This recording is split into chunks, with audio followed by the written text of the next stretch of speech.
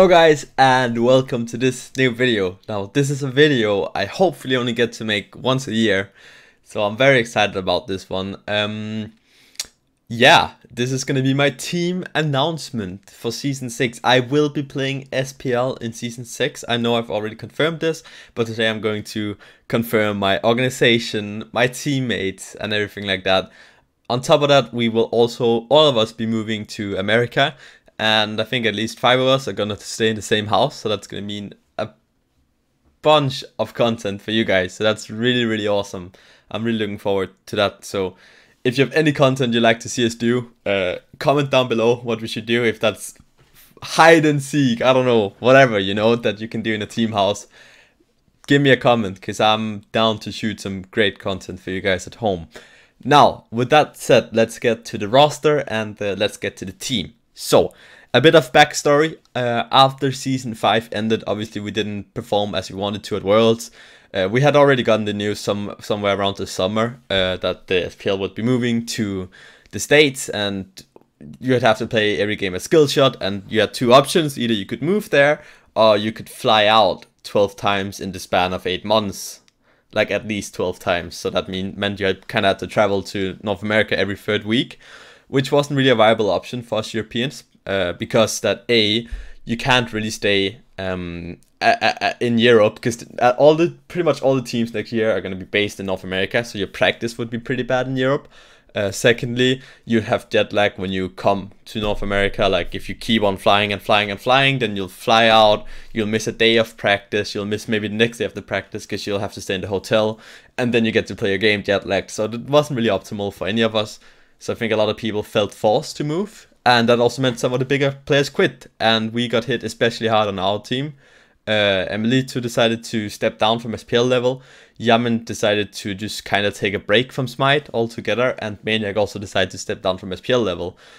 So that meant that Adapting and Ro and I were left, and we were like, yo, are we gonna make this happen? And initially also Adapting actually didn't want to move, but we kind of convinced him a bit. So Adapting and we got together, we started contacting people. We started off with contacting Deathwalker and Vote, because obviously we needed the new Soul and EC. At this point we were not sure if Yamin was still gonna play. So we got Vote and Deathwalker, contacted them. They said that probably wanna play with us. So we had a bunch of meetings, but then at some point in those meetings, Yamin got too stressed about everything, and he figured that it's too risky for him. Obviously with what happened in Spain, to just move straight into a new country. So yeah, that pretty much meant that we had to get a new mid laner as well. Mo was gonna stay the coach, so we decided to go to Zeros. And at this point, I think I can't speak for Zeros. Obviously, I think he enjoyed his time on Dick, and I love everyone on Dick. But I think he was kind of ready to move on, try something new, if that makes sense. He had 2 years with the same roster, 2 years of not really making it, if that makes sense, like not winning, because that's what we all want, right? We all just want to win Worlds. That's on this team, like that's our only goal, really. We just want to win. So he said, yeah, fuck yeah, I've always wanted to play with Adapting. Obviously you've played with me before as well, Zeros, we played together back in Cringe Crew. So we got everyone together, we kind of decided this is the roster. Last minute there actually was a few possibilities that this roster wasn't even going to happen. It's been very stressful. But we got together, we contacted a lot of orcs, but one orc really stood out with the way they were just super professional about everything. Everyone was just so dedicated and had so much hard work, I guess you can say. And that's why we've decided to go with Pittsburgh Knights as a new organization. They're completely new to not only Smite, but the whole esports scene, but they're run by very competent people. James is a former CSGO pro player throughout like 10 years, and a CSGO coach for Team Liquid, I think it was, for a while. So he has a bunch of experience. And the other one is Leonix. I believe Leonix is the one that is like the co-founder of some studio that made like all the Batman movies and stuff. So if you go to that, like the Pittsburgh Knights Twitter, you'll see a bunch of like really awesome ads and stuff they do, because he's just really good at making like content and making movies. So that also means that we might actually have a videographer living with us next year, which was one of the big things as well for a lot of us, just to push our brands, because not only are we at least I think we are very good players, but we also have a bunch of content creators on the team. Obviously, adapting, I and DevFog and Zero stream a bunch. Well, doesn't really.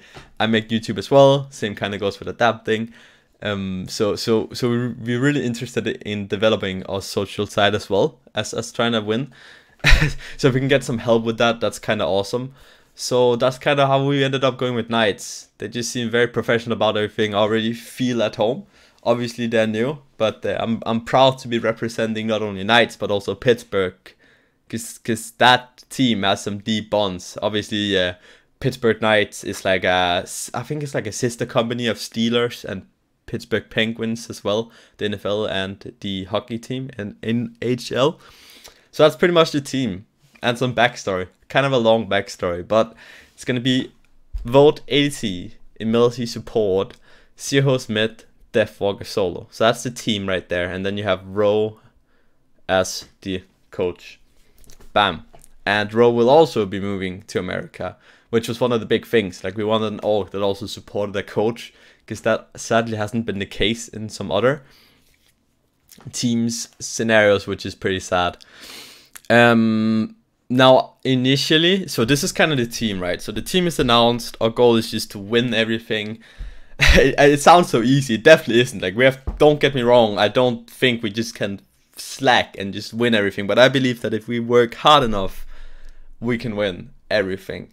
And I think every team should have that attitude. I think if you're going into to a season with the attitude of, we can't win worlds with this team, then you probably shouldn't be playing in the first place. You know, so you kind of have to have this attitude. It might seem a bit cocky, I'm sorry, but I think if we put in the hard work, if we put in fucking countless hours, I can't even speak now, we'll be able to win. So that's kind of it for the announcement. Now about the whole decision to kind of like move to NA. I think, like, initially, as I said, I was against this.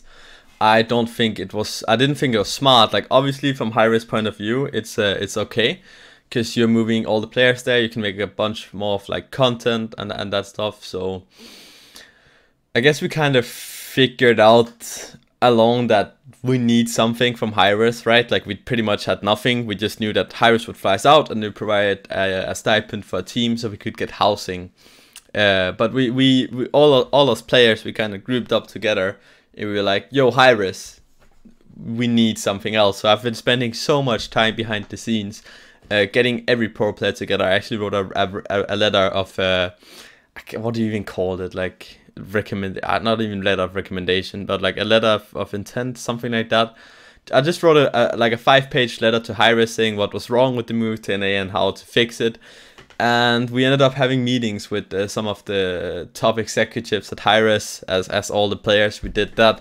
We asked them a bunch of questions, and in the end, we actually got a bunch of benefits for the players from the league. That means we now have more job security. Also, high-risk has been so kind to provide us with 1 trip home a year, which means that we get 1 trip paid home. So if you want to go home for Christmas, high-risk will pay that. If something super like certain happens, someone dies, someone's getting married, you can fly home. It's not going to be a new bill. high-risk is there to help you out. Besides that, high-risk is also providing us with a big like moving guide. This was one of our biggest things. Like, we need something as Europeans coming to a completely different country. Like, we need all the basic stuff, like what's a good grocery store, what's the nice gym, how do I get healthcare, how do I lease a car, all these things that we have to put so much research into. We figured, well, high-risk has an HR department regardless, right? So they can probably figure this out by themselves. So we're getting that provided as well. And then there's just a bunch of like job security stuff as well. That I don't think I can mention, but that we actually got through. So thank you to high-risk for cooperating with us. Obviously, I wish that they had given out to us initially, because I've been spending so many hours like writing letters and just assembling all the pro players. But actually, I think all the pro players besides 2 players came together and we kind of talked to high-risk, and it turned out wonderfully. So that's, I guess, the power of the masses, power of the people, power of the majority. I don't know what to say. So that's kind of the move. in the future, the biggest problem I have with it is this kind of alienates the European scene from the North American scene, right? It's super hard now as a European Smite minor league player, or just a European ranked talent, to go to the next level, right? Because now a team has to fly you out to North America, so they can't even try you out. You just kind of have to like go with it, you know. Hopefully this player is going to be good enough. So essentially that's probably going to mean that no European Smite minor league player is going to join the SPL this whole year, which is going to hurt the talent scene a lot in Europe. Besides that, you also have all the top players moving away. That means ranked is going to get quite a bit worse at the top level. So we're working we're working with Hi-Res to try and see if we can do something about this, like if we can do more tournaments, so we have minor league and then we have something below minor league, because obviously minor league is also at the point now where a lot of old retired SPL pros are playing. So it's really, really important to all of us that I guess you can say that Europe doesn't get alienated, that Europe is not just going to become another LATAM or Australia or something, because they've just been like ditched by Hi-Res in a sense, and we really don't want that to happen, because we believe if that happens, then you're also losing half the player base and you're losing half the viewership. It's just bad for everyone. So I'm moving, but don't get me wrong, I'm fighting very, very hard for us in Europe, and I'm trying my very, very best. But that's kind of it, what I wanted to explain with this video, why I'm moving, who I'm moving with, and what organization I'm with. So yeah, if you have any questions or any like comments or anything, make sure you leave that down below and I'll try and get to everyone. Yeah, this video is gonna come out when we announce today, 5 PM. So by the time this video is out, everything else is out, so you can go and check Knights official statement. I've made a few interviews with them as well. We're really trying to get this as professional as possible. So I hope you guys enjoyed this episode of, I guess this is VlogZy. If you did, please make sure to leave a like, comment, subscribe, and press the bell. And until next time, everyone, peace out.